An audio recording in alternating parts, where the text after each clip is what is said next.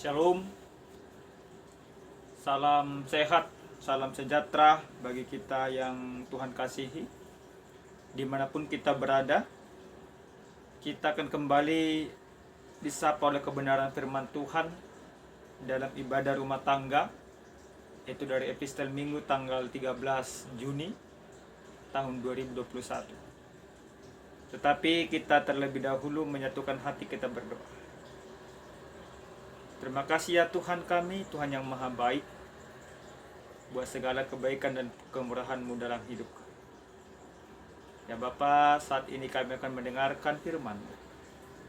Ajari kami mengerti firman-Mu. Dalam nama Yesus kami berdoa. Amin. Firman Tuhan yang akan menyapa kita pada saat ini terambil dalam kitab Injil Markus pasal 4 ayat 26 sampai dengan ayat 34. Demikian firman Tuhan. Perumpamaan tentang benih yang tumbuh.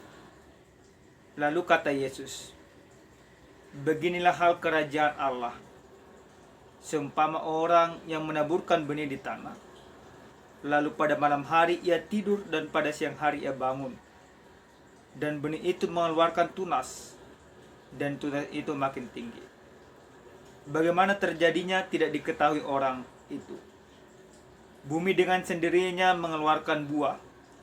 Mula-mula tangkainya, lalu bulirnya, kemudian butir-butir yang penuh isinya dalam bulir itu.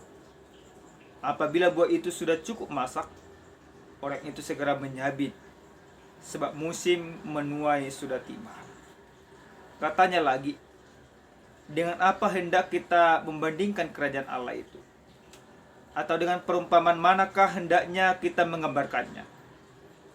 Hal kerajaan itu seumpama biji sesawi yang ditaburkan di tanah. Memang biji itu yang paling kecil daripada segala jenis benih yang ada di bumi. Tetapi apabila ia ditaburkan, ia tumbuh dan menjadi lebih besar daripada segala sayuran yang lain dan mengeluarkan cabang-cabang yang besar, sehingga burung-burung di udara dapat bersarang dalam naungannya. Dalam banyak perumpamaan yang semacam itu, ia memberitakan firman kepada mereka sesuai dengan pengertian mereka. Dan tanpa perumpamaan ia tidak berkata-kata kepada mereka. Tetapi kepada murid-muridnya, ia menguraikan segala sesuatu secara tersendiri.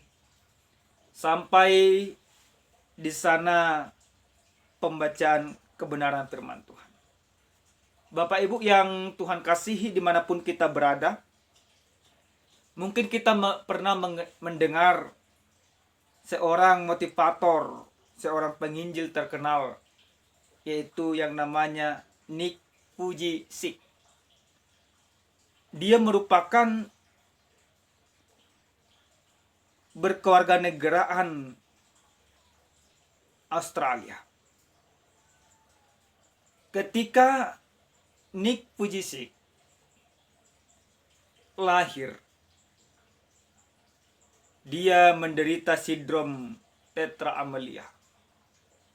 Sebuah sindrom yang tidak mempunyai tangan dan kaki. Pada saat Nick lahir, orang tuanya sebenarnya langsung menerima kekurangan. Akan tetapi seiring berjalannya waktu, Nick yang kecil tidak menerima keberadaan dirinya. Sampai suatu saat ketika dia sudah berumur 17 tahun, ibunya menunjukkan seorang motivator dengan banyak kekurangan. Maka itulah dasarnya Nick untuk berkembang dan bertumbuh dengan baik. Sampai akhirnya dia terkenal dengan penginjilan-penginjilan yang banyak membuat orang Eropa khususnya melakukan pertobatan. Tapi suatu ketika ada seorang mewawancarai Nick. Sebuah pertanyaan dianjurkan kepadanya. Bagaimana engkau bisa membangun iman kepada orang lain? Apa yang dikatakan? Dia katakan, bahwa bukan dia yang membangun, tetapi Tuhan yang membangun. Dia hanya berusaha menyampaikan kebenaran yang sesungguhnya. Dan selebihnya pekerjaan daripada Roh Tuhan. Bapak Ibu yang Tuhan kasih dalam Kristus Yesus, kebenaran firman Tuhan yang sampai kepada kita pada saat ini merupakan dua pengajaran yang disampaikan oleh Yesus. Memang sering sekali Yesus ketika dia ada di dunia ini, ketika dia melakukan pengajaran-pengajaran, dia cenderung mengajarkan berupa dengan sebuah perumpamaan. Perikop kita yang sampai kepada kita pada saat ini, dua perumpamaan yang Yesus sampaikan menggambarkan tentang kerajaan Allah. Perumpamaan yang pertama, kerajaan Allah yang diumpamakan oleh Yesus Kristus, yaitu bagaimana orang yang menanam sebuah benih ke tanah. Perumpamaan yang kedua, yang hampir sama dengan perumpamaan yang pertama itu, yaitu biji sesawi yang ditanam di tanah. Kedua perumpamaan ini menggambarkan bagaimana kerajaan Allah itu harus ditaburkan di tengah-tengah dunia. Kerajaan Allah itu akan bertumbuh dengan sendirinya, tanpa diketahui oleh siapapun. Dalam perumpamaan yang pertama, jelas Yesus katakan di dalam perumpamaannya, ketika ada orang yang menabur sebuah benih, maka dia tidur, dia bangun esok harinya tanpa dia sadari kapan benih itu bertumbuh. Maka secara tersendirinya benih itu bertumbuh dengan baik, lalu bertunas, lalu mengeluarkan biji-bijinya, dan akhirnya sampai bisa dipanen. Lalu perumpamaan yang kedua, yang bersama, yaitu Yesus gambarkan biji sesawi yang ditaburkan di tanah. Biji itu memang kecil, akan tetapi dia bisa bertumbuh, dan bahkan dia lebih besar daripada segala sayuran yang ada di bumi. Nah, Bapak Ibu yang Tuhan kasih dalam Kristus Yesus, kedua perumpamaan ini mau mengajarkan ke setiap orang percaya bahwa kerajaan Allah itu yang terpenting adalah ditanamkan di tengah-tengah dunia ini. Maka kerajaan Allah yang sudah ditanamkan di dalam diri Yesus Kristus sebenarnya mengajak orang untuk bisa bertumbuh seperti benih ini.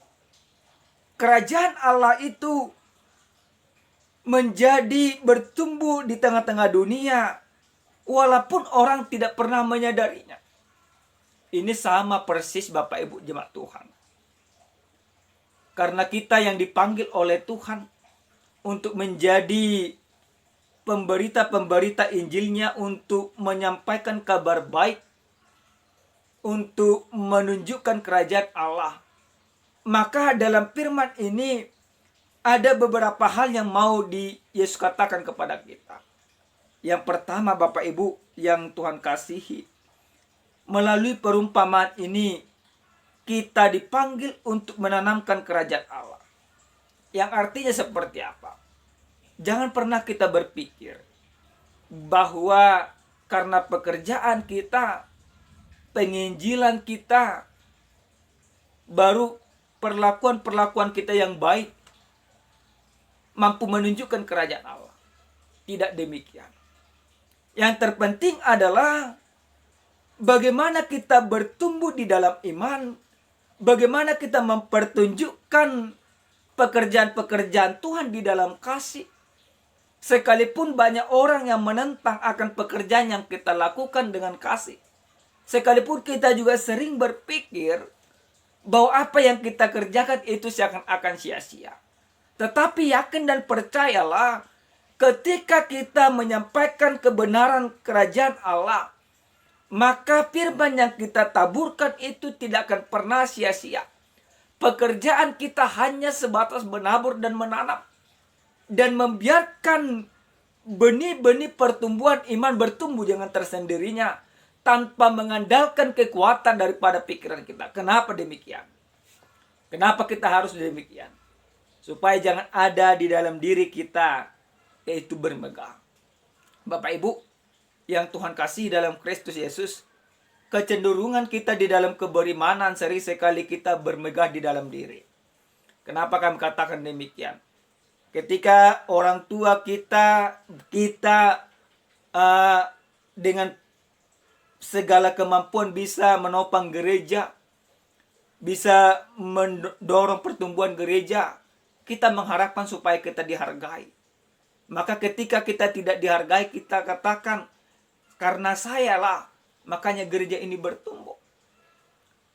Tapi orang-orang yang mengatakan demikian sesungguhnya dia tidak memberikan pertumbuhan di dalam gereja.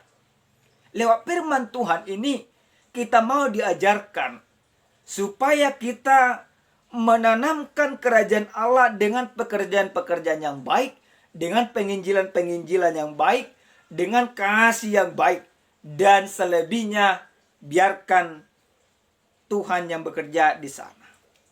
Yang kedua, sesuai dengan tema kita pada saat ini dikatakan bermegah dalam Tuhan. Bagaimana sebenarnya kita bisa bermegah dalam Tuhan? Orang yang bermegah di dalam Tuhan karena dia percaya bahwa dia sudah bagian daripada kerajaan Allah. Orang yang bermegah di dalam Tuhan berarti dia memahami bahwa kerajaan Allah itu sudah ada di dunia ini. Orang yang bermegah di dalam Tuhan berarti tidak ada kesombongan di dalam dirinya. Tidak ada tinggi hati. Maka firman ini mau mengajak kita. Ketika Tuhan membuat perumpamaan menggambarkan tentang kerajaan Allah yang ditanamkan di dunia ini, kita mau diajak bahwa kita bagian daripada kerajaan Allah itu yang ditanamkan oleh Tuhan. Maka biarkan iman kita bertumbuh bersama dengan Tuhan. Dengan cara apa? Dengan cara kita semakin merendahkan diri di hadapan Tuhan. Supaya benih-benih yang kecil yang ditanamkan ini bisa bertumbuh. Yang ketiga, Bapak Ibu jemaat Tuhan, di dalam perumpamaan ini Yesus gambarkan hal kerajaan itu seumpama biji sesawi yang ditaburkan di tanah. Memang biji itu yang paling kecil daripada segala jenis benih yang ada di bumi. Tetapi apabila ia ditabur, ia tumbuh dan menjadi lebih besar daripada segala sayur yang ada yang lain, dan mengeluarkan cabang-cabang yang besar sehingga burung-burung udara dapat bersarang dalam naungannya.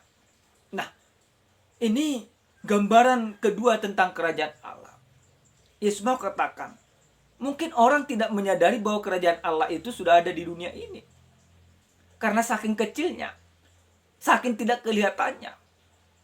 Tetapi Yesus pastikan bahwa burung-burung akan hinggap di sana.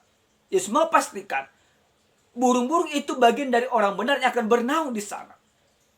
Orang benar itu akan bernaung di dalam kerajaan Allah yang tidak kelihatan itu.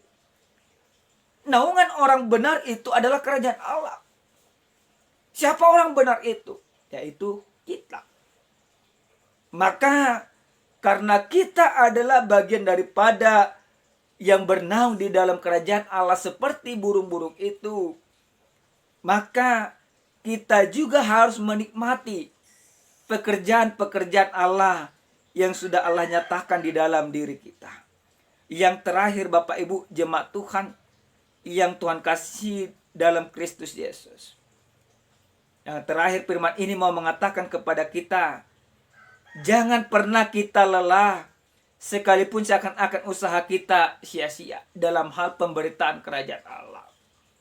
Bapak Ibu, sering sekali bahkan kami sendiri sering sekali beranggapan bahwa pelayanan kami di tempat kami melayani ini seakan sia-sia. Seakan ditolak. Seakan tidak diterima. Seakan diabaikan. Karena apa? Karena kami menginginkan sebuah penghargaan yang luar biasa. Tetapi lihat firman ini, secara pribadi saya ditegur. Bahwa ketika saya sudah masuk ke dalam kerajaan Allah yang Yesus bawakan, saya ditegur Saya diajarkan untuk tidak menginginkan penghormatan. Saya ditegur, saya diingatkan untuk tidak pernah berpikir bahwa apa yang saya kerjakan sia-sia. Saya percaya Bapak Ibu jemaat Tuhan, segala sesuatu pekerjaan kita yang kita lakukan di dalam iman kepada Tuhan, semuanya itu tidak akan pernah sia-sia. Semuanya itu akan mewujudkan kerajaan Allah yang benar-benar nyata di dunia ini. Kerajaan Allah memberikan kedamaian. Kerajaan Allah memberikan naungan kepada setiap orang yang lelah. Kerajaan Allah memberikan sukacita bagi orang yang terluka. Kerajaan Allah menjadi penyemangat bagi orang yang habis kekuatan. Amin. Kita berdoa. Terima kasih ya Tuhan kami buat segala kebaikan dan kemurahan-Mu, atas firman yang sudah kami dengarkan pada saat ini. Ajar kami untuk senantiasa merendahkan diri di hadapan Tuhan, supaya wujud kerajaan Allah semakin nyata. Terima kasih Bapa. Nyatakan kerajaan-Mu bagi kami, dan izinkan kami masuk ke dalam kerajaan-Mu. Dalam nama Yesus, kami berdoa dan bersyukur. Amin. Shalom. Tuhan memberkati.